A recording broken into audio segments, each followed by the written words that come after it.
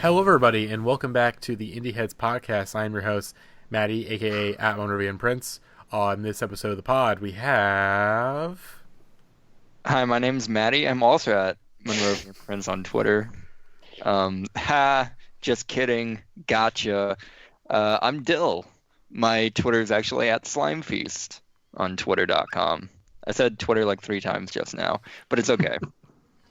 Hey, it's your boy Gavin. Don't follow me on Twitter and abandon your life and just do nothing. Good advice. Hey, I'm Dill. No, it's Britt. I'm back. I've returned for a podcast. I am at SupVRus on Twitter. I'm also brunette now, so go like that picture. That would be cool. Hype me up. I dyed my hair. Big news. And last but not least, it is your boy at DJ Horse Jeans. At horse_jeans, DJ Horse Jeans on Twitter.com. You know who it is. I'm here. I haven't been on the pod in a little. We haven't had very many pods recently, but I also haven't been on the pod in a little bit. It's good. I really wanted Jackson on the pod on like the last episode. That way we could talk about the new Mark Kozlik album, which I don't know if you've actually listened to it yet. I listened to it for the first time this week because I just forgot that it like came out. I mean, like a lot of the late period Mark Kozlik albums have been undercovered by the music journalism public for a variety of reasons, which we don't really need to get into on this podcast. But this one is reaching like a new level of no, that's not true. This album is very much in the vein of Yellow Kitchen, where it's just so weird, and the collaboration with it, like the album is like he's working with this singer-songwriter producer person who is like crafting real like songs and like singing melodies as like the choruses, and then Mark will just come in and like start rambling. It's so fucking We weird. didn't even get through the intros and we're already talking about Mark Kozilek. Hell yes, baby. All right. We need to. Okay, we talk about Succession. We talk about Mark Kozilek. We talk about other things that I'm interested in, and nothing else. Okay, we need to get into we have 2 topics at hand for this episode. The first of which is our annual Take or Treat episode. Every year around Halloween, we get your hot takes, we judge them on the podcast, and we decide if it's a take or if it's a treat. Of course, take being, hey, this is spicy, this is hot, this is spooky. A treat being, this is cold, this is just sweet. It's not even a take at all. What, get the fuck out of here with this bullshit. I mean, Black Midi is one of the best albums of the year. Yeah, duh, get the fuck out of here. Get the fuck out of here.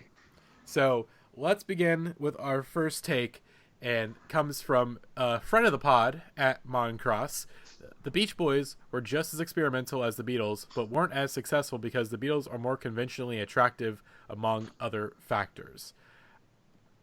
I think that's a good take. I'm gonna go take. I'm leaning towards take because, of course, I respect anyone that goes Beach Boys over the Beatles, because the Beatles were got. Dill, do you know? I mean, you probably know the video that Rocco made a couple years ago of oh my god, why top the 10 Beatles reasons suck. the Beatles. that is a really funny video. Girls what's haircuts. number 1 answer? Number 1, Skinner can't top Skinner.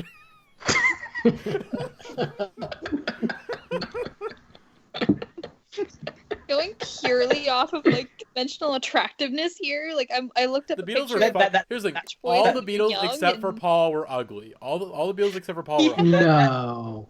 No, but the Okay, Beatles, how Matty, about the Beach Boys I are understand what you're saying, but also like they were like people lost their minds over the Beatles. You can't like just because now like their haircuts would look kind of dorky. Like people were wanted to fuck the Beatles. I mean, did people have HD You gotta TVs? But accept people it. didn't have HD TVs back then. That is It- true. You could only kind of catch a glimpse. I mean, I think whether the attractiveness of the Beatles, whether that's the deciding factor, is kind of the part of. I think the take that the Beach Boys basically do like for me, like when people talk about the Beatles, it was like, oh, they were the most popular band and did this pure pop thing, but were also super experimental. And it's like I think the Beach Boys are kind of the better version of that in the canon, and I agree with that take. But I also think that I don't know.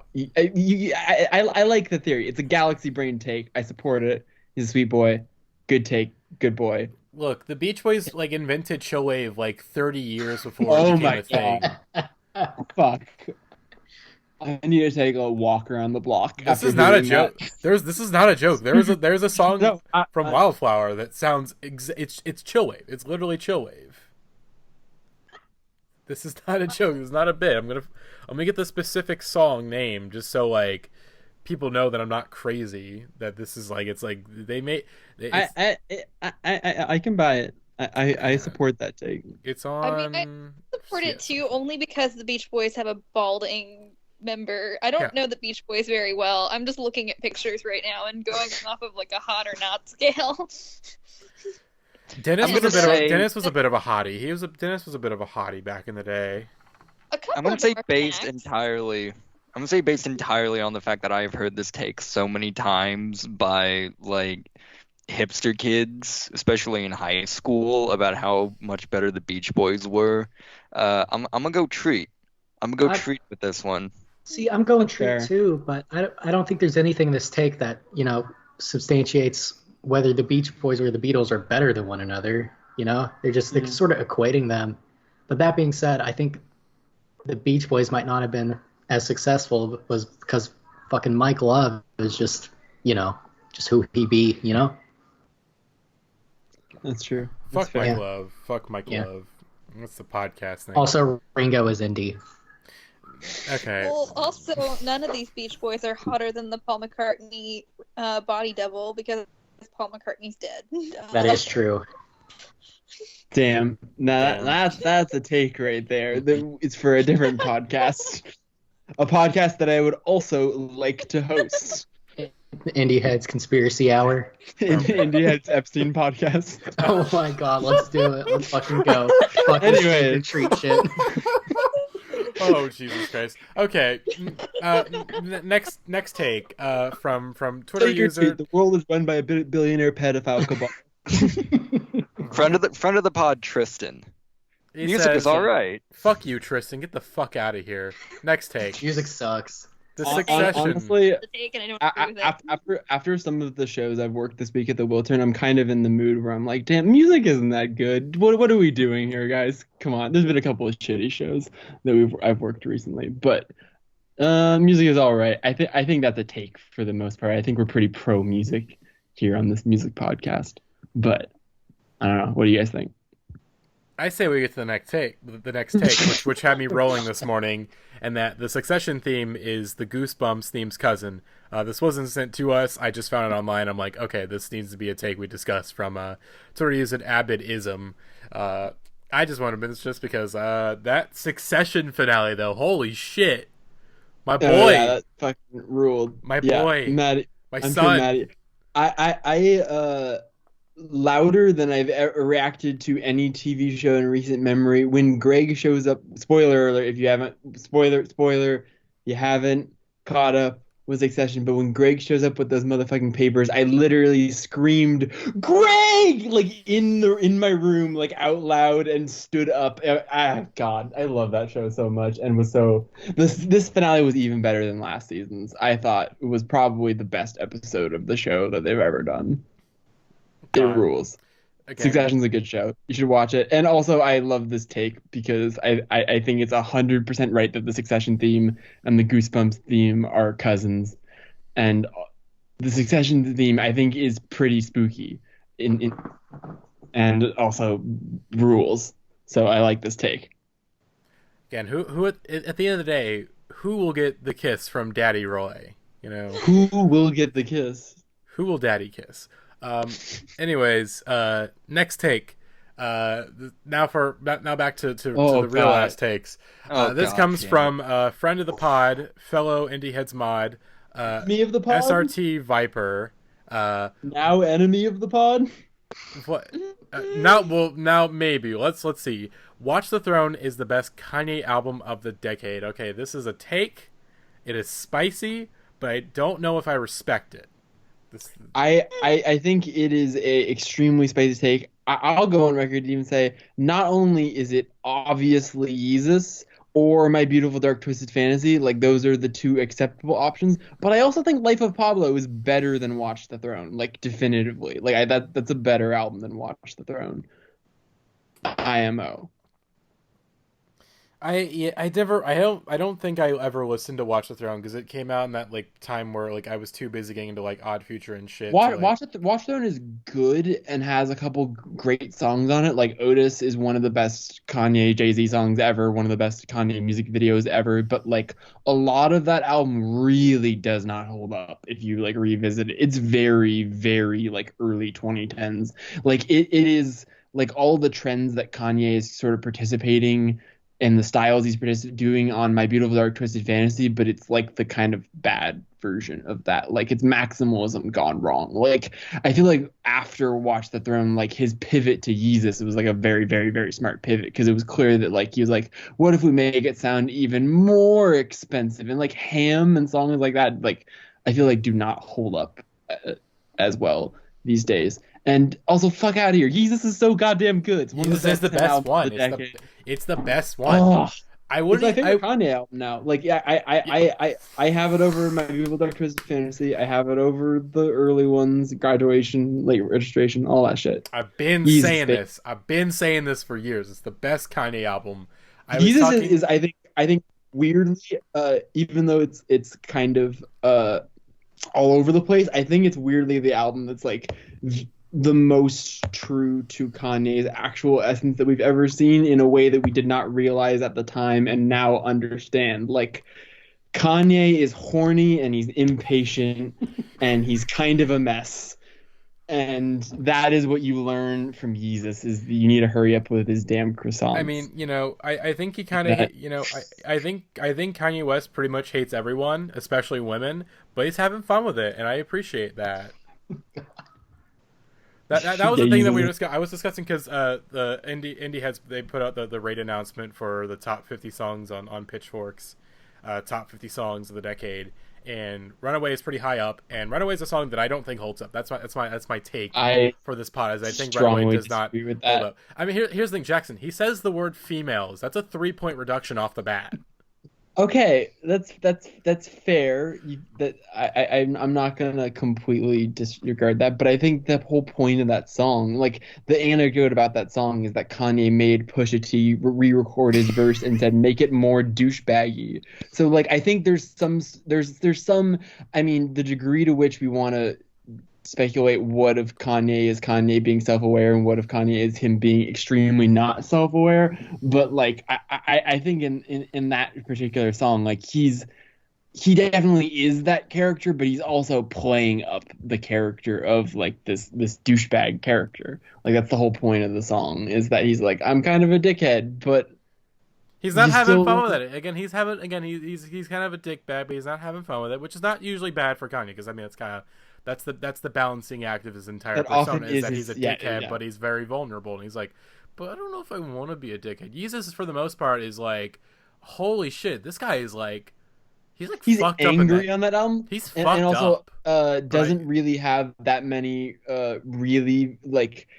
He was like very angry over like very petty things about like not being taken seriously in the fashion world and stuff like that. Like that album is I would love like a documentary on the making of that album so much. Oh my god, the Life of Pablo is the more fascinating one you'd want a documentary on, but also Yeezus. I'm really, and also like that's like the peak of him collaborating with all these electronic artists like Daft Punk and Gesaffelstein early on. It's like let me just get some of the best like experimental electronic producers out right now, and just make me beats and we'll put it all in a blender. We'll figure it out. Yo, this Tonight song is sick. Can we just like put it in the middle of this?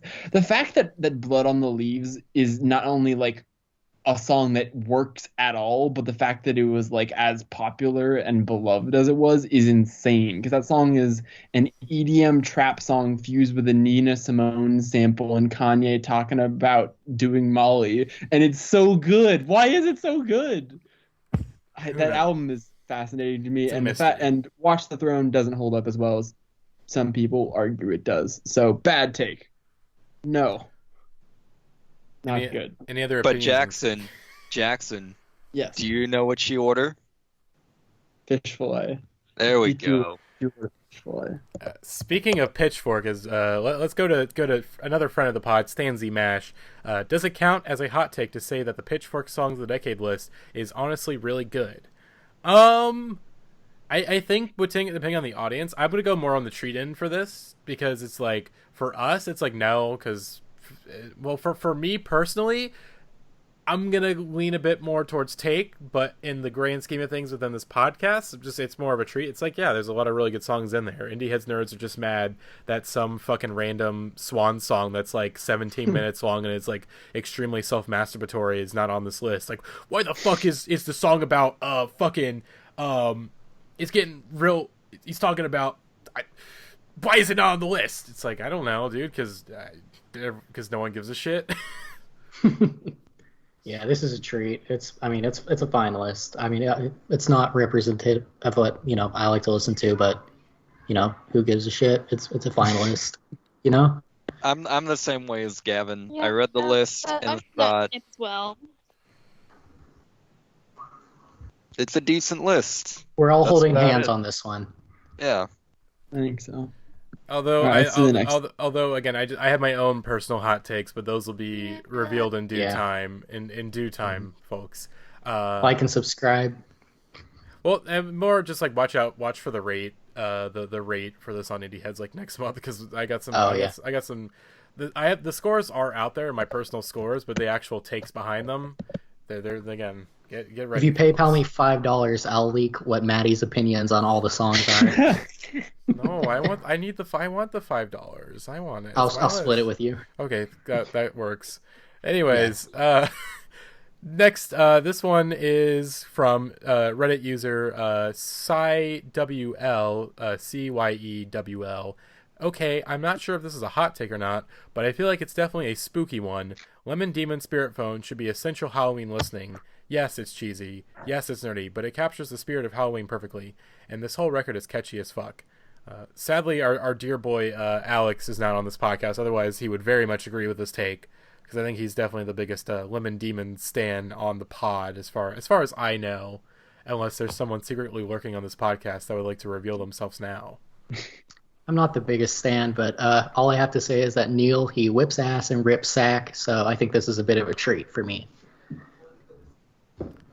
Yeah, I'm on the same way. It seems like, it kind of seems like a more like obvious kind of Halloween album, but it's fun. But yeah, I guess it's more of like this should be bigger, and it's like yeah, I kind of agree. It's fun. I'm down with this take. Yeah. Speaking of Halloween, we got a couple Halloween takes to get through. The next two, one is who I don't know who the fuck it is, so honestly I'm just gonna skip it. I'll tell you who it is, Matty. Okay, I'll just say it since you can tell me. Halloween by DMB is the best Halloween song, and that comes. I want you to take a guess as to who DMB is. Fly Golden Eagle. Oh god. Oh, Dave Matthews Band. Motherfucker. That's correct. Let's all jam bands, baby. That's a take. Yeah, this is a take. It's an extremely spicy take that I respect for its boldness. Even I have not ever really listened to Dave Matthews Band. I can't say I think I'm probably the closest to a DMB apologist. But yeah, no, this is a take. It's like mandatory listening here in Virginia, but I can't get behind it. Nope. It's frightening, and it's a take. All right. It's not good, but it's a take. God. But here's the real take. Here's the one that we're actually gonna get like really mad at. I was like actually upset. Or I'm ready to kick ass. You know what? So this person user MQR53 fuck you says that the Monster Mash is played the fuck out find a new Halloween song. And you know what I have to tell this person? It's a graveyard smash, okay? Fuck you. It Fuck is you. the Monster Mash. Dracula and his son are there at the Monster Mash. Get his ass. The Monster Mash is a wonderful song. It's a good it's like it's the only novelty song I can think of. I mean, like, obviously there's lots of like Christmas carols that like people really love, but those are serious songs. Like, you can listen to a Christmas carol and like appreciate it just as whatever like musicality, but like with all other kind of novelty songs or holiday songs or whatever, there's always some kind of corniness and cheesiness to it. And you can tell me the Monster Mash is corny when that shit comes on. You are jamming. That shit goes. That shit bangs. It is good. It is a banger. It is not only the best Halloween song, it's one of the best songs. Get him. Monster DJ Horse Jeans. Good. And I have one minor issue with the Monster Mash, and it's that they never tell you exactly what the Monster Mash is and how to do it. Oh, the Monster Mash is a party, but it's also a dance. It's both of the things. It's whatever you want it to be. Because there's one chorus that ends with, it's like, it was a Monster Mash, like the party was a Monster Mash, and there's also he did the Monster Mash. Like there's a part where I think Dracula, I believe, comes. There's a great episode of Punch Up the Jam they did on this song where they break down the whole song in much more detail than we're gonna get into here. But there are definitely some nits you can pick with the Monster Mash. But in terms of bangers, I think it's really one of the best ones and my favorite holiday song of any variety. Love the Monster Mash. I think really the best thing to come from the Monster Mash is the joke from the episode 3 Plinkett review where Anakin kneels before Monster Mash and pledges his loyalty to the Graveyard Smash. See, well, I disagree with that. The best thing to come from the Monster Mash is Nick Weiger's Monster Fuck, which I highly recommend putting on your Halloween playlist at your party. It is also a banger. But if you hate the Monster Mash, you have no soul. I will be coming to your house on Halloween and kicking your ass personally. So that's all I have to say about that. I also really love that the band that made the Monster Mash was like a spooky themed band called the Crypt Kickers that like had never made other music that was popular besides the other name? stuff on that. Well, it's Bobby Boris Pickett. Pickett and the Crypt Kickers. Okay. Mm-hmm. Well, Bobby Boris Pickett released like Monsters Holiday and the Monster Rap and like 5,000 other like Chubby Checker-esque. Twist. Yes, let's Irresistible Igor, Sinister Stomp, Monster Mash Party. Great. I gotta listen to this whole album and give it like a in-depth review. My brother owns it on vinyl and it whips. I'm gonna publish like an article in Fader called "The Top 5 Best Deep Cuts on 1962's the Original Monster Mash." You all heard the Monster Mash, but have you heard Scully Gully? I don't think so. Okay, Jesus Christ. Okay, let's. the next Indieheads retrospective? Oh, dude, I'm down. Indieheads retrospective. Oh my God. Okay, we need to move on. Also, the Monster Mash is the first song on the album. You know that they were like, we've got this one song and we're gonna lead with it, and after that, we'll see. The rest of it's a little shady. Well, if we're talking Halloween songs, number 1, Monster Mash, obviously. Number 2, the night, the skeletons, and the bones are their money and all that. Whatever. Oh, hell yeah. The bones are their money, and worms are their dollars. I mean... They will pull your hair up, but not out. Okay, next take. Let's get out of this Halloween time mode. We're gonna get out of this Halloween time mode for very briefly. This comes from Twitter user @RaginBrook. Both Be the Cowboy and Norman fucking Rockwell are the singer-songwriter albums Father John Misty wishes he could make, but doesn't have the range for. This is a treat. This is like, it's just bait. I'm not taking it. Get the fuck out of here. I'm not taking the bait. I'm not even that invested in the FJM, but I'm not taking the bait. You get out of here. I also just fundamentally disagree with it because I think that like Mitski and Lana Del Rey and Father John Misty, each the three of them have such like distinctive writing. Like Father John Misty even though I agree that like Be the Cowboy and Norman fucking Rockwell are probably better than like most of the Father John Misty albums in my opinion, and I'm not like a big Father John Misty stan or anything, but he's not trying to make like a Lana Del Rey album. Like he's very much writing a Father John Misty album when he's writing an album for better or for worse. And so I think being like, oh, he wishes like, yeah, I think those albums are better than Father John Misty, but the take itself is just bait. I agree with what you're saying. It's a treat. Yeah, this is a treat. Father John Misty wishes he wrote the Monster Mash. Okay. And to be fair, everyone wishes they wrote the Monster Mash. That's just common sense. Dining out on those royalties forever, baby. Anytime it's a Halloween party, you're getting that sweet 99 cents they need to put it on their iPod. God. Okay. I think it's a treat because I think they're all the same person and they all write the same exact song, and I'm not. This is not a bit. I genuinely think that they're all kind of just as kind of basic, kind of typical. You know, it's singer-songwriters for extremely privileged white people in like almost every instance. So. I want Kiss. The environment /S, and then there you go. That's everything.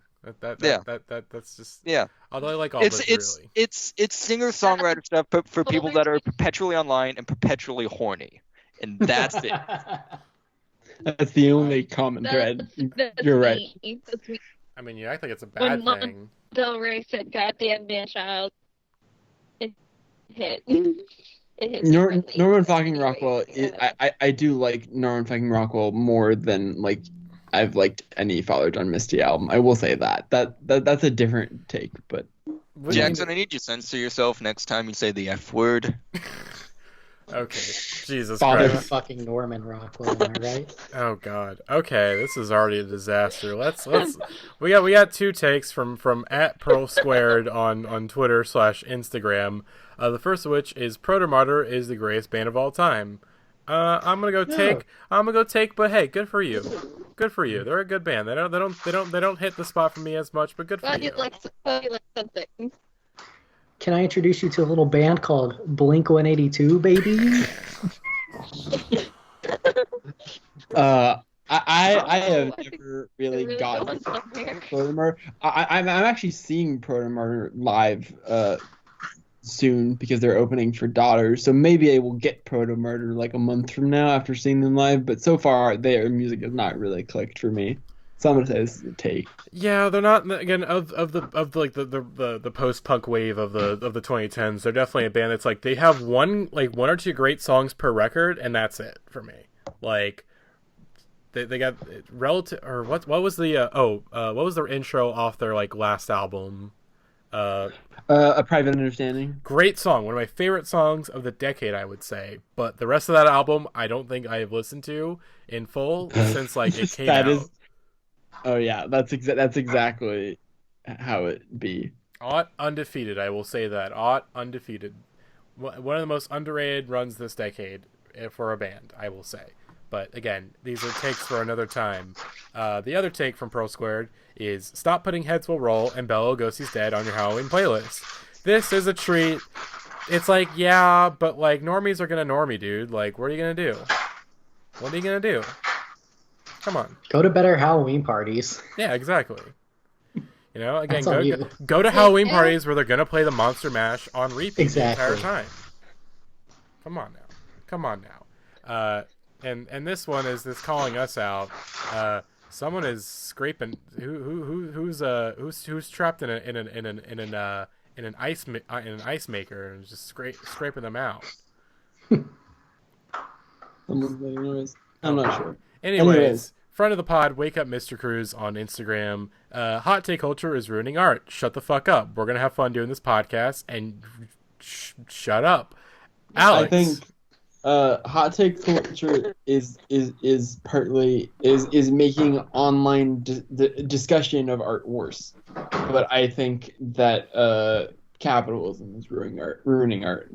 Hell yeah, baby. It goes deeper. You gotta look at the bigger picture. All right. You gotta look. The Joker. We're not. This is only because of the joke. I only became conscious of Class because I saw Todd Phillips' The Joker movie, and I was like, wait a second. You gotta check those flight logs, man. They have less power than the rich people, and this system might not be working out well for these people that are on the bottom. The Joker has some points here. I need to reconsider some of this stuff. My man DJ Horse Jeans dancing down the stairs to Mark Kozlek. Oh my god.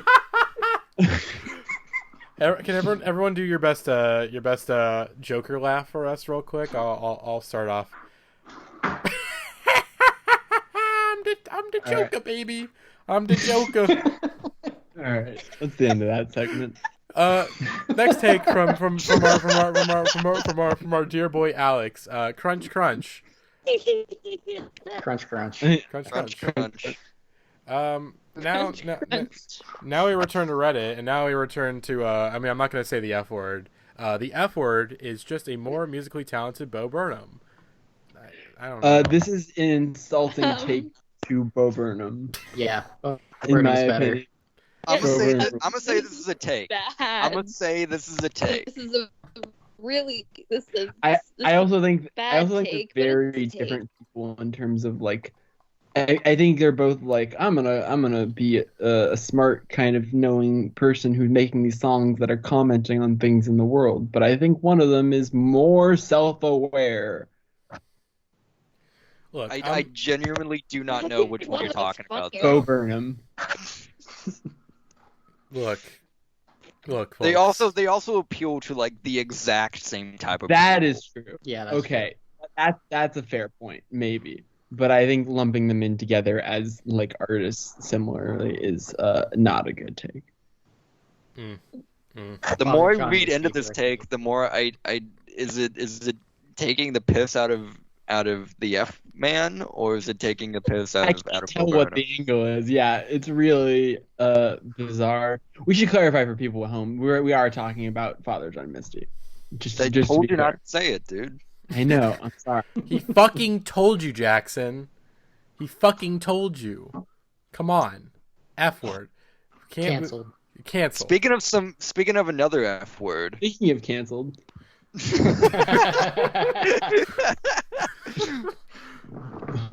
This next take comes from user Irvin Salt, the Odd Future member who released the best, most consistent, most interesting music this decade is Earl Sweatshirt, way above Tyler or Frank Ocean.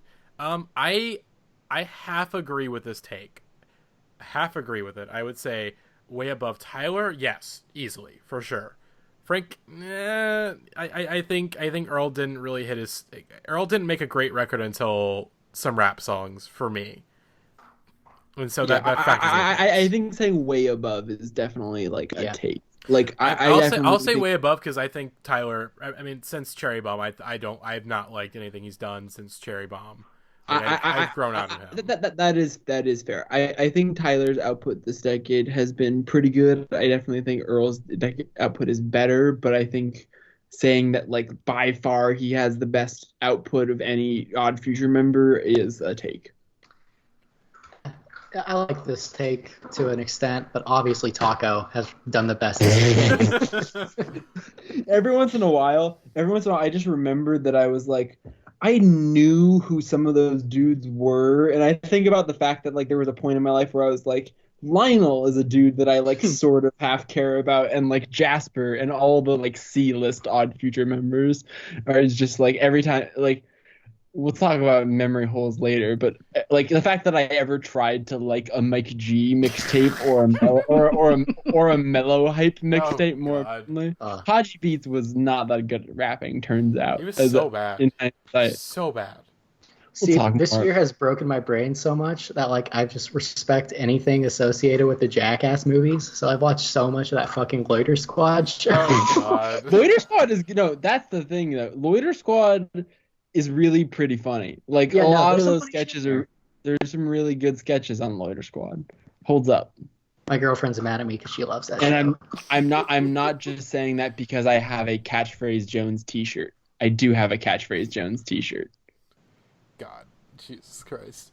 Yeah. Odd Future. It was a period in all of our lives. Yes. Moving on. Odd Future, like I said, there wouldn't be no Indieheads podcast without Odd Future. This is not a joke. This is not a bit. Like, Odd Future is like where my musical journey begins.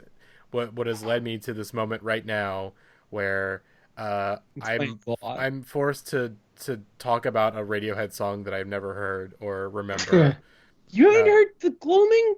I don't. I think I heard Hail the Thief like once, like 5 years ago. You need to re-listen to Hail to the Thief. You need to re-listen to Hail the Thief. Whoa, like Hail to the Chief, like the president thing? That's fucking wild. That's twisted.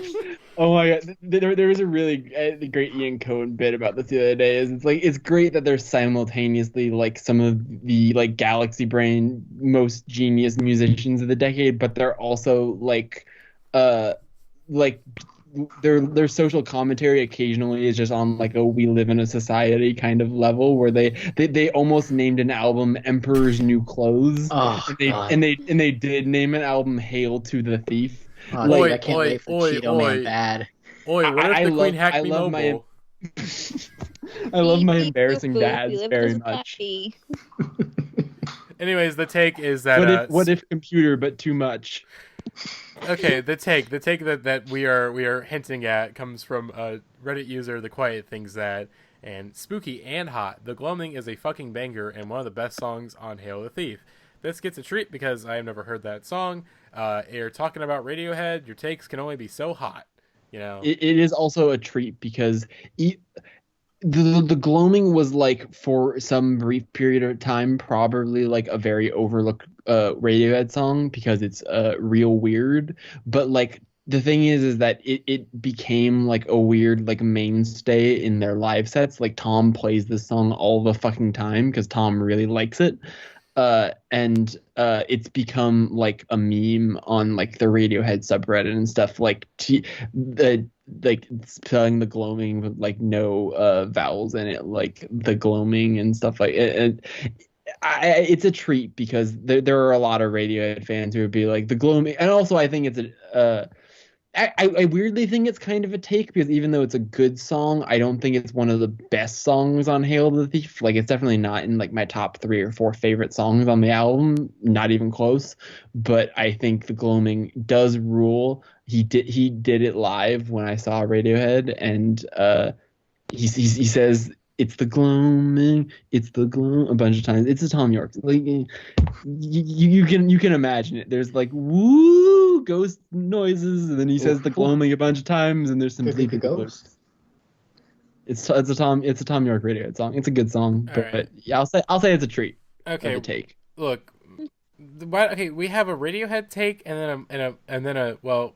We're not gonna mention the next take because I'm not gonna. No. Look, you got your allotted Mark Kozilek discussion out at the beginning of the podcast. I wasn't saying that. I didn't even bring that up for the record. That was not me who initiated that, and I just need to be brief.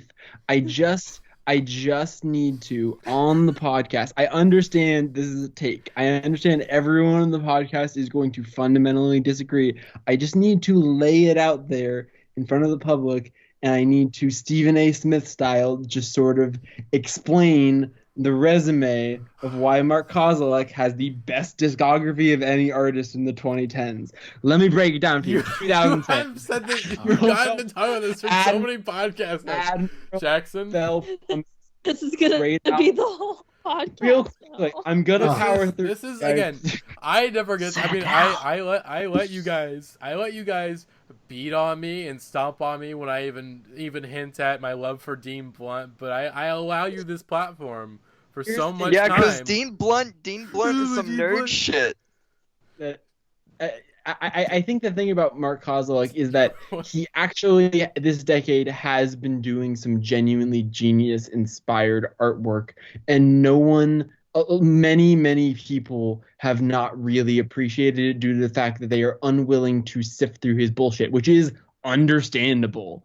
But let me just tell you, when you're ready for it, public, there is a treasure trove of classic albums awaiting you, released from the year 2010 to the year 2019 by a dude from Ohio named Mark Kozilek, such which include Admiral Fell Promises, Among the Leaves, Benji, Universal Themes, Common as Light and Love, Red Valleys and Blood, 30 Seconds to Decline of Planet Earth, This Is My Dinner, I Also Want to Die in New Orleans. I'm looking at Mark Kozlov now because I was on the Sunny Moon page. Please give me time. Okay, look, Jackson. If there is a compromise we can come to here, Mark Kozlick does have the edge over Dean Blunt because Mark Kozlick did not work on the album Testing by A$AP Rocky. Hell yes, that is a great point, and I respect you for owning up to that. That is as compelling a point as I have, really, in the Dean Blunt versus Mark Kozlick debate. It's the Virgin Dean Blunt versus the Chad Mark Kozlick. No, we're not taking it that far. I'm requesting for every minute spent speaking of Mark Kozlick, I should be allowed 30 seconds to speak about the band Less Than Jake. I think actually I have a slightly related take, which is that Mark Kozlick and King Gizzard do the same thing, which is just dump a crap ton of albums and expect that someone out there will listen to it. And that someone is me. Yeah. Oh boy. Okay, let's move on to the next take. We have a couple from Strangled Fruit on Twitter. The first of which is Alex G is E-Boy Bedroom Pop for Zoomers who've never listened to Elliott Smith. This is look, when we decide on what's a take and what's a treat, there's two levels to it. Obviously, there is the initial like, oh wow, this is a take that not many people agree with, or it's kind of out there. And the second part is this is bait, and I'm not gonna fall for it. And this kind of goes more into the second part of this is bait. You don't genuinely believe this. Like, shut the fuck up. It has the construction of a spicy take without having the real. It's just a bunch of buzzwords. Absolutely. E-boy, Zoomer. I think Alex G is definitely influenced by Elliott Smith, but like Alex G is like if you gave an alien like an Elliott Smith cassette tape and was like, hey, listen to this for a while and make something that's like it, and it's like, is this like Elliott Smith? It's like kind of, but it sounds like it's from like Mars a little. The best Alex G take that we've gotten in recently was from Rose on the last podcast, when she said that she was Alex G curious. That's really the best thing we can go for. None of this is no way to talk about one of the presidential candidates, Beto Robert Francis O'Rourke. Oh my God, Jesus Christ! Yeah, no, I choose to believe when that I saw that. Alex... When I saw that Pitchfork headline, that was like, people think this picture of Alex G pissing himself is Beto O'Rourke. I was just like, oh, what a world we live in. You know? God. That was something. There is multiple photos of Alex G where it looks like he pissed himself because he thinks surprising though. Because you listen to an Alex G album and you're like, I mean, he has a weird. That guy's pissed himself. It's a mix of just like he thinks it's just like he does it at like every other party where he just like spills beer on himself. It's like, haha, I pissed myself. It's just like, oh, it's cute. It's a cute little running bit. But we have two more takes to discuss from Strangled Fruit.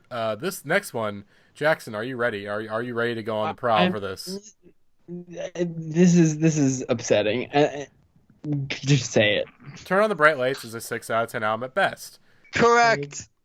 Boo. Get the fuck out of here, Dill. Here's the thing. Get the fuck out of here. Turn on the Bright Lights is an album that's just like someone playing the same note on bass over and over again and kind of whining some stuff about New York.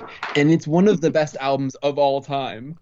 Like, that's the thing, though, is that Daniel Kessler just kind of plays one note, do do do do do do do do do do, and I'm just like, yeah, baby, this is the best music of all time right here. Turn on the Bright Lights is one of my favorite albums ever, and it's magic and proof that you don't need to be like that genius of a musician to make like a really great album. Sometimes it just all comes together, and it really did on that album, I think, for all the artists involved. And Paul Banks is one of the great all-time I don't know what this lyric means, but it's provocative. It gets the people going, lyricist of all time. And even though you could easily point at that album and be like, it doesn't mean anything. It's a whole bunch of nonsense. And he's not a good lyricist. And they're just doing Joy Division, but worse. Here's the thing. It fucking rules anyways.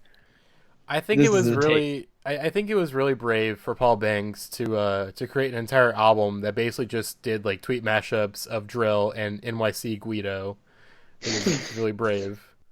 God. Does anyone else remember when basically, I think it was Stephen Hayden who pointed out that Adam Sandler on his last comedy special on Netflix basically did another Interpol song? I saw that. That was really, really, really funny. God. That was a good bit. It was a good bit. Turn on the Bright Lights is such a good album that in 2018, Interpol released Turn on the Bright Lights again, but worse, and called it Marauder. And that album was one of my 30 favorite albums of last year. Like, that album is just like, hey, what if we did the album again and like record our vocals kind of badly to make it sound like it did when we were not a super successful band? And I was like, this is more enjoyable than most records I've listened to this year because I love Turn on the Bright Lights that much. A braver man than me to admit something like that. God. And then for this last take from Stringlefruit, Bon Iver is the most overrated artist of this century. This is, again, if you're gonna get a take out there, you gotta make it sound genuine. Like when of course the first take we heard was from Moncross. That's a genuine take. That's like, okay, this is a place, this comes from a real place, this comes from the heart. This doesn't. This is just provocative shit. And do I agree? Kinda. I think Justin Vernon needs to, my dude just needs to give up on that hairline already. This comes from some place of genuineness because I think it's exaggerating it. If you said of the decade, if they said of the decade, yes, that is a more genuine place. But of the century, it's like century is yeah. No, but I think the point that's more to be made is that some people really, and myself included, I have been known to enjoy a Bon Iver record from time to time, but like when a Bon Iver record is like not working for me, such as I, which did not really get into that, but like when a Bon Iver record or song doesn't work for you, it's very, very easy to be like, this is the worst shit.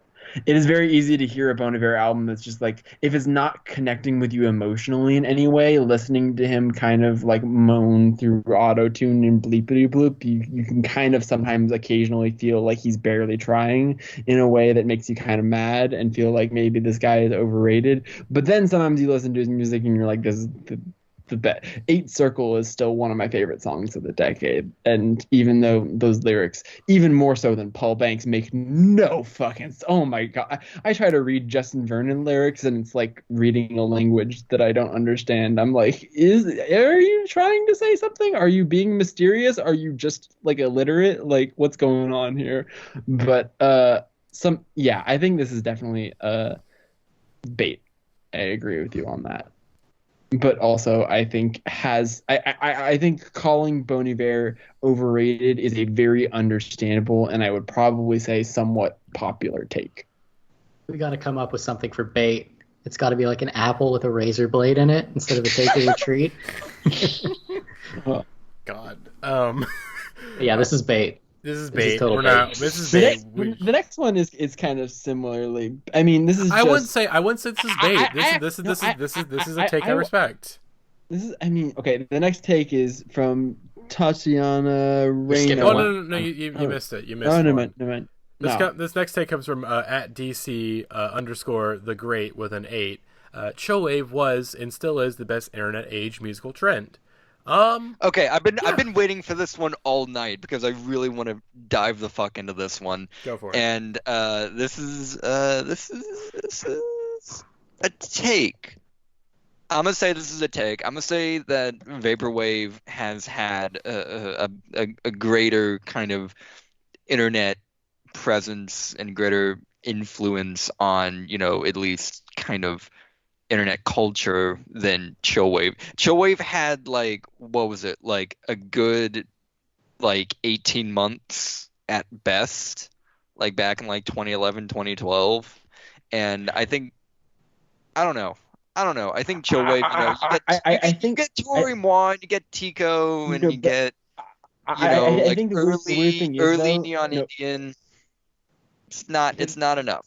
It's not enough. The thing is, though, I think vaporwave is more significant as the actual like music of like in terms of the music that is considered vaporwave and that whole trend. But I think in terms of like impact, the explosion of chillwave, while it was like short-lived in terms of stuff that was categorized and called chillwave, I think chillwave is like the biggest musical trend, because what happens after 2011 is that just popular music becomes chillwave, where like you have Spotify core music that is just trying to kind of be as pleasant and vibey as possible at the expense of all substance, and that sort of is the negative aspect of kind of, I think, what I think chillwave is one of the most like musically influential trends of the decade, more than just the trend where it was like being classified as chillwave and blogged about in the early 2010s.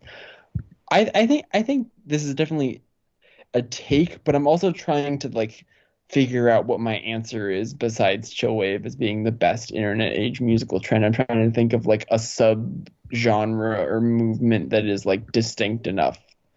That's fair. That's fair. I think but then at that point, I think you're splitting hairs between, are you looking at, the artistic value That's of true. music, or are you looking at the commercial influence, which, by and large, chillwave has, just locked down entirely. I think as a form of, free form artistry in terms of, late stage capitalism, and also an art movement that was entirely user based as well. You didn't have studios going out in labels going out and looking for these artists. They just popped up on 4chan and Bandcamp and whatnot. I think it was this kind of brief window of time where the internet kind of was the Wild West it was promised to be, as opposed to just becoming corporatized and sanitized in a new, more technological way. There was a brief period of time where like some of the things that were like most popular among like the music listening audience were just like, I don't know, there's this dude named Macintosh whatever that put out this vaporwave or chillwave project that you just like hear or download from somewhere, and I definitely think that I think chillwave was definitely like the most important musical, certainly of the early part of this decade. I think, whether it, and then I think it has reverberations throughout. I think this is, I don't know, this is a good take. I don't know exactly how I feel about it on the take tree. I think it is a take, and I think it's a good take. I will say I don't think we would have gotten, I mean, what we consider now is Spotify core without chillwave coming first. Yeah. So I think as a predecessor, it's definitely like chillwave, and then future funk and vaporwave. Like those are three very important genres that kind of have been kind of mashed together into what we kind of consider now as Spotify core. Less future funk, more chillwave and vaporwave, but more chill. I think this is a solid take, but one that I would say, as someone who's not that into chillwave, it's like, yeah, this is probably like pretty. I would also probably say it's probably for better and often for very worse. It's probably trap music is probably the musical trend of the decade. Yeah, because like now you're at the point where like every single pop song, whether it needs it or not, has a fucking trap like hi-hat pattern on it.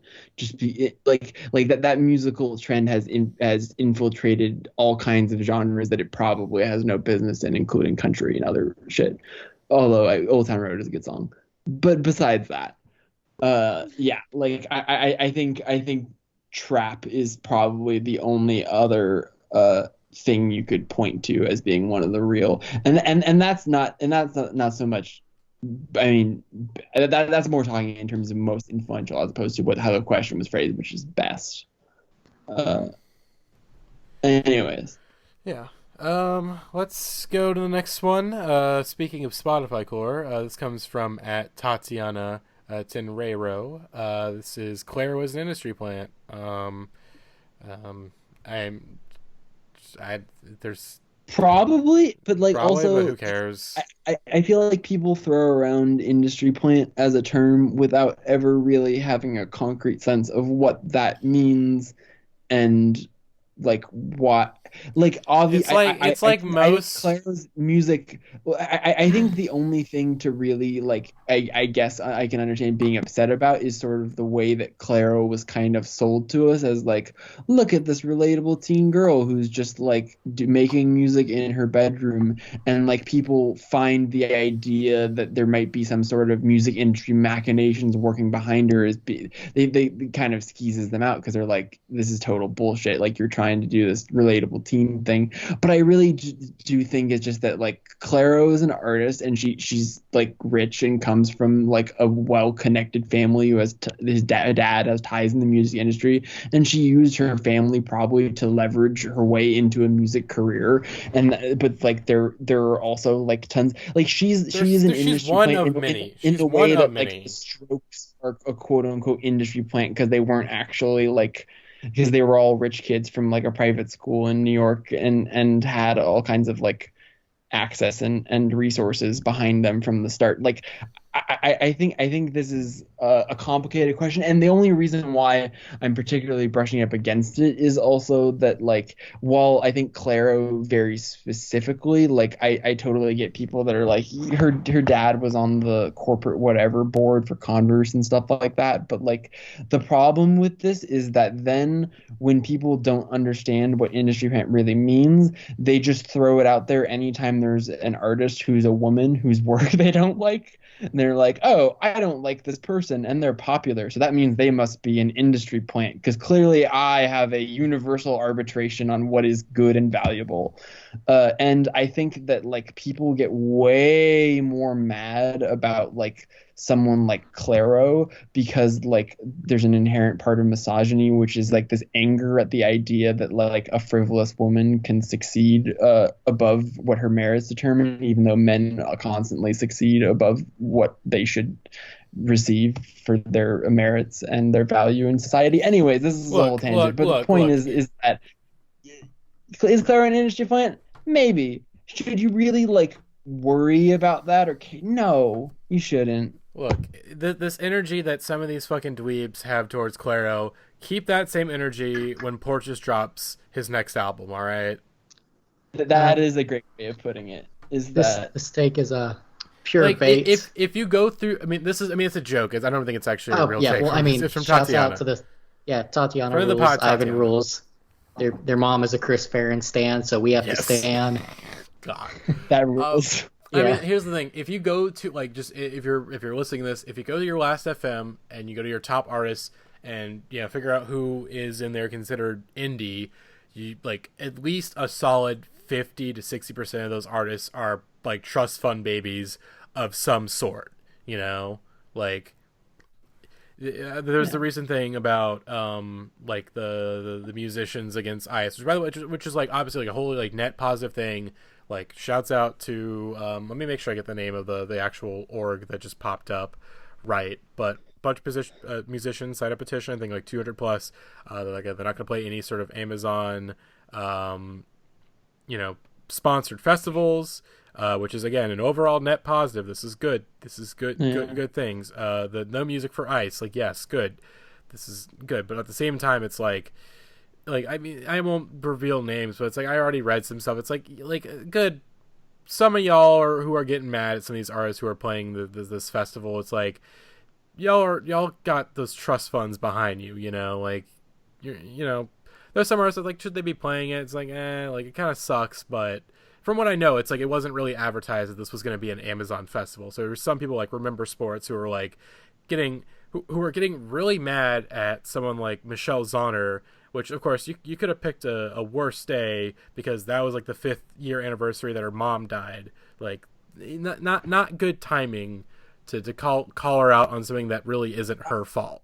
You know. I think the thing there is that like wasting your time getting like actively mad at like Michelle's honor of all people for that sort of a thing, it like obviously like it is good to like you said, there's a net positive, like you want to be like putting pressure on people just in general on that sort of stuff, but like you're absolutely right that a lot of the people that were most mad about it, like it in a society where like art has been devalued more than ever and it's like nearly impossible to make a living off of making art, and we're people that all care about it, like the people we should be wasting our anger on over Amazon should not be people that are just maybe need the money in some way, shape, or form to keep their career.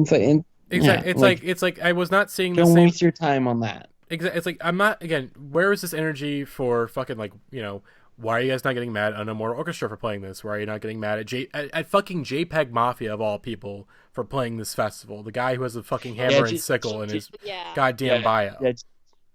Or like Tori Mall or Thundercat. I love it's like why are you going after two women for this? You know, like come on. We know why. Let's get back to the let's just get back to the fun. Get back to the takes. Got a lot of takes. We got a couple more takes to go through. The next one comes from @JazzCabbage. Autotune is the electric guitar of the 21st century, and this is I don't know where to. I'm gonna go take, but it's one that like from a cultural standpoint, yes, somewhat. In terms of the reaction, because I think it's like obviously the moment that Dylan went electric is kind of similar to the moment that, you know, Kanye used autotune or something like that and it made 808s. You know, that's a spicy take, but it's like I get what they're going at, but at the same time it's like I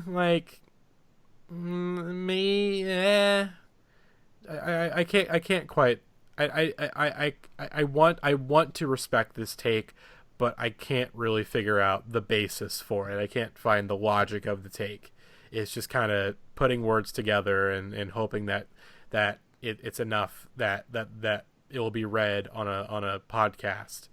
And it's like kind of work there, but I don't understand it. I think I respect it, and that is all that I have to say.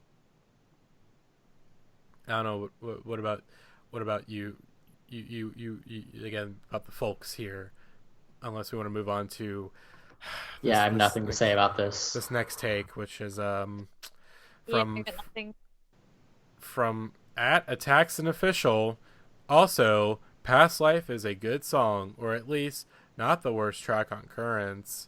I think not the worst track on Currents is a treat. But I think Past Life is a good song is definitively a take. Past Life is not a good song. It's really bad. It's like, no, like it's bad. Is it the worst track on Currents? It's been a very long time, but from my memories, yes, it was the worst song on Currents because I as Jeremiah and I stated on that podcast from years ago, like, or I've stated multiple times, Past Life is like, this is the, within the narrative, within the album, this is like the pivotal moment. And it sucks. And it's shit. And whatever chance at redemption that this album had is gone because this song is complete garbage and trash. And it sounds like it's on the Baby Geniuses soundtrack from 1998. You know, like get out of here. Get out of here. I don't want to see it. Get it out of my face. Okay, I'm not gonna read all these takes that we have here because some of these are just stupid. They're just stupid. This one comes from @Radmure. I don't know who that is. They say that rock and roll music with horns is better than rock and roll music with guitars. Gavin, what are your thoughts on this take? Is it a take or a treat? Gavin just. Okay. Guess is that Gavin would probably say that it's a. I think it's absolutely a take. This is the worst time for Gavin to go pee pee poo poo. the worst time, the one we actually talk about ska. Jesus Christ. I think this is a take in terms of the fact that I think our sweet boy AJ I think his love of rock and roll music with horns is valid because I think it's good sometimes, but I also think that I don't know. I think it's over. It's good as like a sprinkling here and there, but I think rock and roll bands where it's like our whole thing is we got a bunch of people on horns. Sometimes it works and sometimes it doesn't. I don't know. I really like that one Swordfish album from that band in Michigan that AJ really likes, and so I understand but you gotta go rock and roll music with guitars, buddy. Scott, I think Gavin's back. Hello, I am back. What's up? Gavin, we're talking about whether or not rock and roll music with horns is better than rock and roll music with guitars. Ooh, baby, let's talk less than Jake. I'm going to go ahead and drop a hot take of my own here, which is that the song Look What Happened by Less Than Jake is one of the best songs of all time. It is better than most rock and roll songs with guitars and has horns in it. So I'm with AJ. He is right. Ska forever, ska for life. And that's all I have to say on the matter. And the fourth wave, baby. When's it coming? It's coming right now, baby. God. Okay. I want to know when Ska's coming back. I mean, Ska 2 Network will single-handedly bring ska back into the mainstream. Jeremy rocks. They deserve all the success that they have had. God. Okay. Let's again. Once again, that comes from at Radmuir. I'm not sure who this man is. I wonder if that guy likes to play. God. He might. Okay, next take comes from Swam Millie on Twitter. I hope that Radmere guy ends up having a weekend. Swam Millie, every car seat headrest song ends 2 minutes after you think it's gonna end. This is this is a take. I think this is really funny, and also I think fairly true. I think it often works to the advantage of Will Toledo, and I think in general the ambition of his songwriting is one of the things that works best about Car Seat Headrest in general. I also think there's like multiple Car Seat Headrest songs where, in the immortal words of Paul Thomas Anderson upon talking about Magnolia in his AMA, someone asked Paul Thomas Anderson like, oh, what would you do if you could go back in time? And he says, calm the fuck down and cut 30 minutes out of it. And that is how I feel about like a couple of Car Seat Headrest songs where it's just like, is this good? Yeah. Did you need these extra 3 minutes?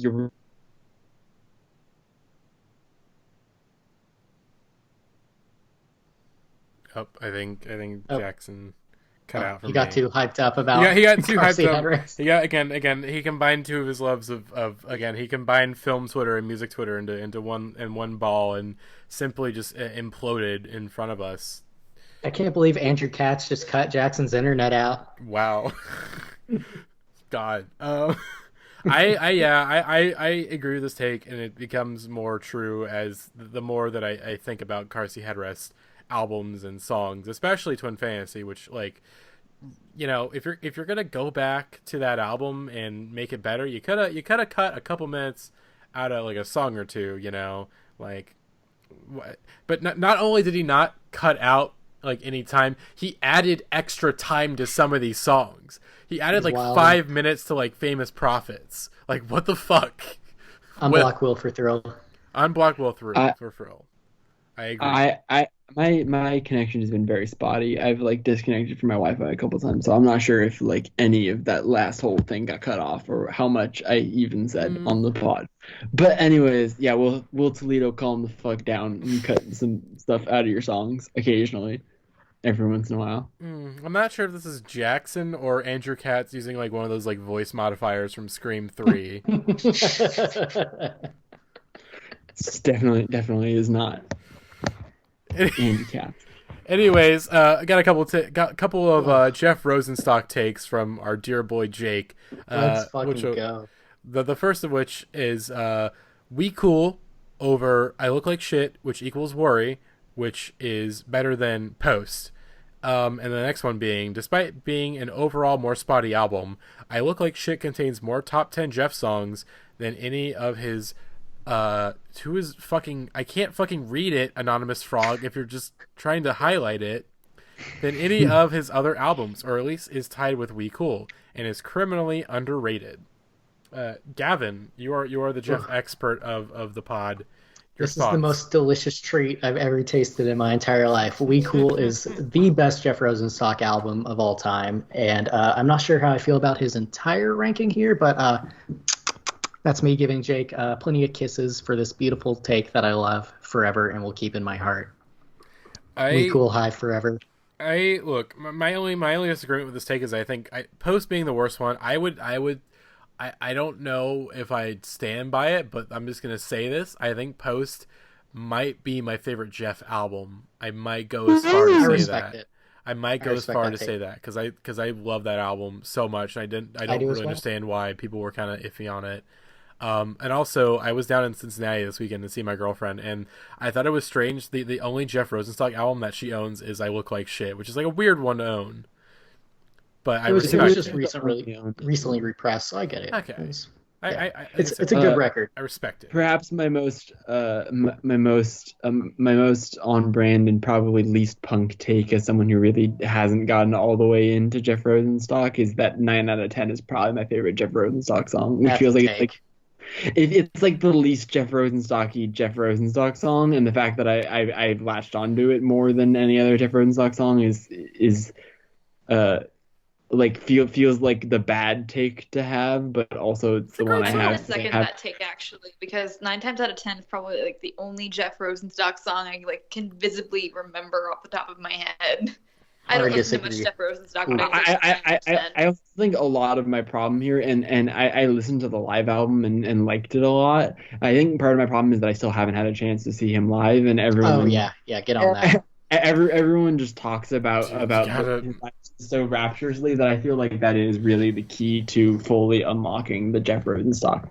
I'm gonna unveil a take here, but from a podcast member, Wilford Thrill, who said that the song "You in Weird Cities" should be the United States national anthem, and that is the best take of all time. It is a great song, and I believe when Jeff played it live in Dallas most recently, me and Will both put our hands over our hearts and sang along, and it was a beautiful moment with my buddy.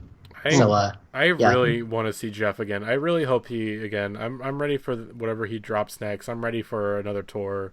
I hope he takes some time for himself, but yeah, I'm ready to see him again. Like again, the most positive experiences I've had in my life, like half of them come from seeing Jeff Rosenstock live. Absolutely. Yeah, no, he's like, no one in the world is as good as him at a live show. He goes 110% every night and always has since, bought the music industry. But that's for a different day. Mm-hmm. Let's get into another Jake take. The Color and the Shape by Foo Fighters is a certified classic and is a seminal record in the history and development of alternative rock. The latter part of the take, I think, is probably true. The first one is like maybe, but also I don't give a shit about the Foo Fighters, and Dave Grohl is Reddit man Dave Grohl. Who's been just completely ruined. I think Foo Fighters are kind of like the anti Velvet Underground in that, like, I think that they are like in the same way that like Velvet Underground is this band that like didn't have a lot of commercial success but inspired lots of like really great bands, and that's sort of what their legacy is that Foo Fighters are like they're a good band of talented musicians that has inspired many of the worst bands ever to walk the face of the earth, and are a band that I think people is like this is like, it's not terrible, but people are learning all the wrong lessons from this about what to do in making music. They're the Beto of music, basically. But they wrote Everlong, so as far as I'm concerned, they can do whatever the fuck they want. That song Everlong rules. That is true. So I think this is a bit of a treat, but also half take. I think it's only a take because Foo Fighters just probably aren't as respected among indie music fans as they are among like the butt rock community. Mm-hmm. I mean, here's the thing: like some of the early Foo Fighters stuff, like Big. I was like, okay, let me research this a little bit. I think Big Me, like, I'm like, wow, this is actually like a really good song, and is like, it's not butt rock at all, but like basically they got by the end of the 90s and the end of the 2000s, they just turned into a butt rock band and ruined whatever legacy they could have had. But you do either die a hero or live long enough to see yourself become a butt rock band. that is how it goes. It's gonna be sad when Carsey Headrest goes butt rock. They're gonna get signed. Oh my god! They're gonna get signed to fucking. But it's gonna be ironically. It's gonna be ironic. Yeah, Carsey Headrest is gonna get signed to Fueled by Ramen. And they're gonna get signed to Fueled by Ramen, and they're gonna get rid of Andrew. Well, they're gonna replace Andrew Katz with a drum machine. Dave Grohl. Again, would you rather Carsey Headrest be signed by Fueled by Ramen or Burger Records? Oh God. These are both like really nasty scenarios. These are I'm both a burger like, disgusting. defender. I think there's some good burger bands. Yeah, I think Burger gets a bad rap because of the kind of indie fan who's really into Burger Records. I don't think Burger Records is like a actively bad record label. I think they stopped shitting the bed sometime around mid 2015. But didn't they basically clear out a homeless camp for I was their... gonna say- Oh yeah, well no, yeah, that festival I sucks forgot ass. about that. Fuck Oh, but yeah, some of their releases are okay. Cherry Glazer's on Burger Records. They're good. Yeah. Like, No. at least They're on Cat secret. Road They were on program. Burger, but they're on secretly now. Oh, gotcha. That's good. Shouts out Distractor, good band. God. Okay, let's go into a take that I'm very happy to say because I agree with it. Little Ugly Mane is the most spooky rapper of all time, and Cupful of Beetlejuice should be designated Halloween's official anthem. I love Little Ugly Mane. I'm not sure if I call him the most spooky. He's definitely very up there. He's a very spooky guy. That Ugly Mane Travis bedwetter boy. But Cupful of Beetlejuice is a classic. It should be the official anthem of Halloween. It should be played at every Halloween party from now on. It's on Spotify. There's no fucking excuses to not play it at your upcoming Halloween party. Although, my Little Ugly Mane take, and I still stand by it, I do think that Oblivion Access is his best record. I like it more than Mr. Thug Isolation. That is my Ugly Mane take, but we're not focusing on my takes. We're going to talk about is Little Ugly Mane spooky? Does he scare you? Does he frighten you? Do you get the goosebumps? I'm going to say that this is a take solely because we have established before that Halloween's official anthem is the Monster Mash, and the spookiest rapper of all time is Bobby Boris Pickett, who made the monster rap. So I think this is a take. Yes. I do not. Again, Karl Marx failed to consider the Monster Mash. God damn, Jesus Christ. Okay, let's get into a take that is an interesting one. I think Gavin, you probably would have some thoughts. Despite being a collaboration, Love in the Time of Email peaks when it sounds the most like a Jeff Rosenstock album. Regardless of who is singing, the Jeff Band sound is the part most worth coming back to, and that comes from Twitter user Nee Quezel. And I forgot to mention that the Ugly Mane take comes from from Reddit user Thank You Base God. But for the Antarctico Vespucci take, you are you're more of an expert to discuss the intricacies of this take, Gavin. So I think it's a fine take. I get why people are attached more to the Jeff Rosenstock side of Antarctico Vespucci, but what it boils down to is that it's more within Chris Farron's wheelhouse of the power pop sort of, catchy earworms that they tend to deal out like candy, But because the thing is with this is that like these are still Chris Farron songs. Like absolutely, they're still Chris Farron songs. It's just Jeff Rosenstock is in his band when he's doing these songs. Yeah, I mean it's a little more collaborative than that, but it does sound 1,000 times more like a Chris Farron project than it does a Jeff. And this is a respectable take, but I don't know if it's that those are the parts worth coming back to. I think that the album as a whole is it's very balanced in regards to that, in regards to who is carrying the load of it. I think this is a fine take. It's not a trick or a treat. It's just a nice handful of caramels. And then the final take comes from Britt. And Britt, do you want to reveal this take for us? Sturgill Simpson sucks. I'm calling Zach right now. What I said. You've hurt Zach's feelings, is what you've done. Behind it. And we're not going to allow it. No, I'm sorry, Zach. I love you, but no. I'll say this is. I'm hurting a lot of friends' feelings, and actually, like Sound and Fury is kind of bumping at points, but like I went to go listen to it, but it's so like disjointed. I don't like it, and it's not like it's probably the best of his albums that I appreciate, but like, what was his last album? Sailor's Guide to Earth was the one before that, I think. What? Sailor's Guide to Earth was like the one that. Yes, that one. I heard that, and I was like, this is the worst shit ever. Why are you making me listen to it? I can't do it. Please don't. Look, Britt. Britt. So, again, like, you're double canceling yourself this week.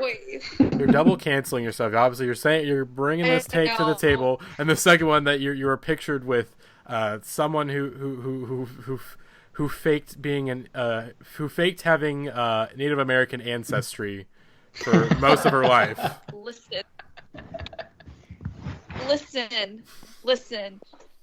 Elizabeth Warren probably listened. I would meet Beto.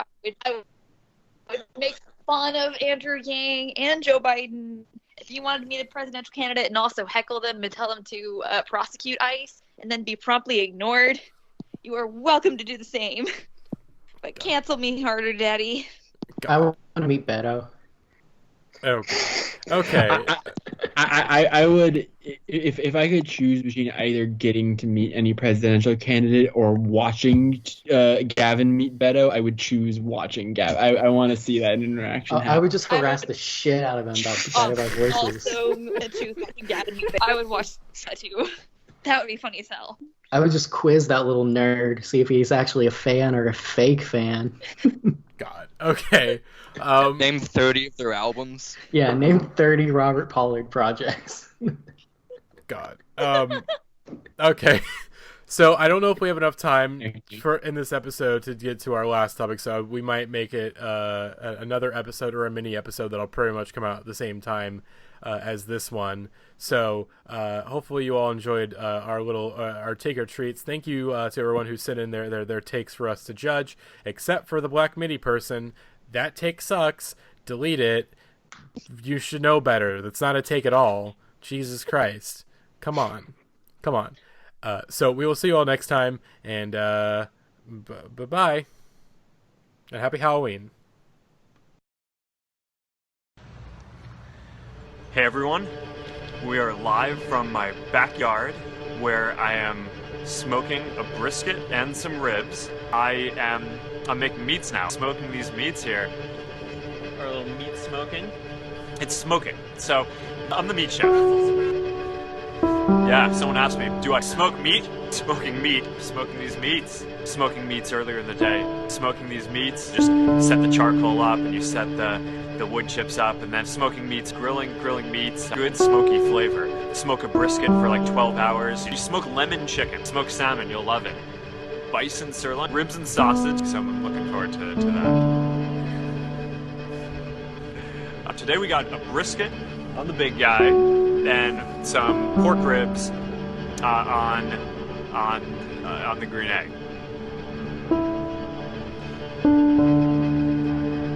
Meat like a brisket. I got ribs in there. Finishing off the brisket and the ribs, and I'm just sitting in our backyard, finishing off this brisket and these ribs.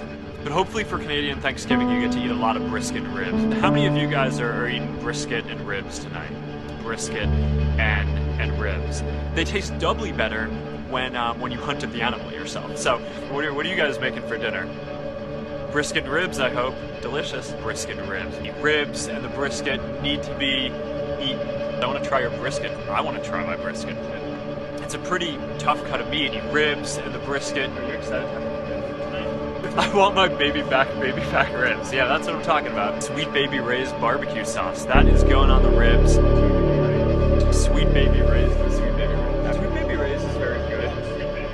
Sweet Baby Ray's. We have just applied the Sweet Baby Ray's. Sweet Baby Ray's. Sweet Baby Ray's. Pour some Sweet Baby Ray's on the ribs. And take it from there. She's waiting for her ribs. I mean, she knows what's coming. and a sweet baby raise. So that's pretty good. Who doesn't like ribs? Everyone likes ribs. Everyone likes ribs. Excuse me. Yeah, no, this is what Facebook Live is for. Just hanging out while you're sitting in your backyard, waiting for your brisket and your ribs to finish smoking. Are you guys ready? You guys check this out. This is pretty good. So yeah.